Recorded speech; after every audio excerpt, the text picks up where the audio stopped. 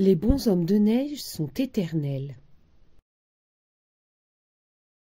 C'est bientôt la fin de l'hiver, et les amis du bonhomme de neige sont de plus en plus inquiets pour lui. Les bonshommes de neige sont éternels, de Dedieu, aux éditions Seuil Jeunesse. Au petit matin, Écureuil, en premier, montra le bout de son nez. En chemin, il passa à côté du repaire de Chouette, qui venait à peine de s'endormir après une longue nuit de veille. « Tu dormiras quand tu seras vieille, » lui dit Écureuil. « Les autres sont déjà en route. » Les autres, c'étaient Hérisson et Lapin, qui laissaient leurs empreintes dans la neige fraîche. Ils avaient tous rendez-vous avec le bonhomme de neige, et ils ne voulaient surtout pas le manquer. Chaque jour, depuis un mois, il passait en sa compagnie des journées délicieuses.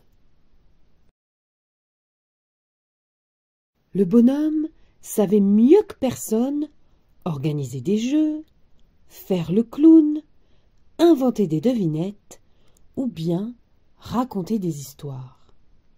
Il semblait connaître tous les pays, disait avoir survolé les Indes, les Amériques et le Bhoutan. Il pouvait dessiner de mémoire les courbes du fleuve Niger, décrire dans les moindres détails les façades des temples khmers, raconter la naissance des aurores boréales. Mais un jour, ce petit monde fut ébranlé.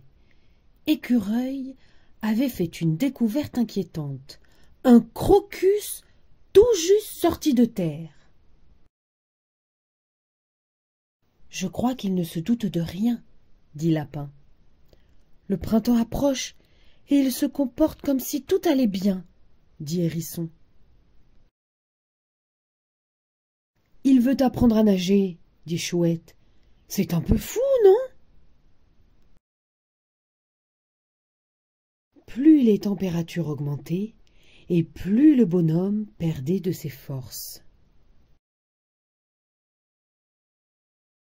Jusqu'au jour où Écureuil retrouva le bonhomme à peine reconnaissable.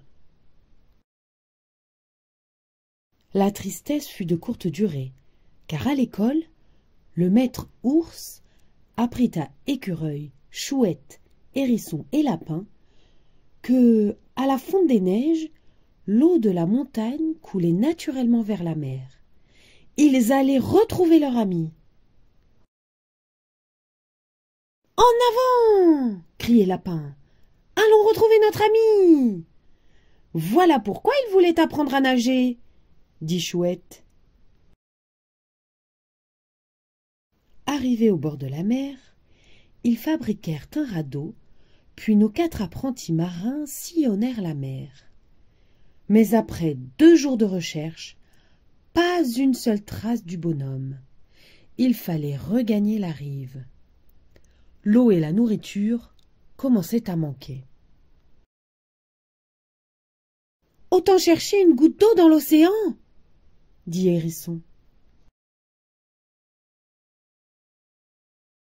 Sur le chemin du retour, un lourd silence pesait, quand tout à coup « Regardez !» dit Écureuil. « Là !»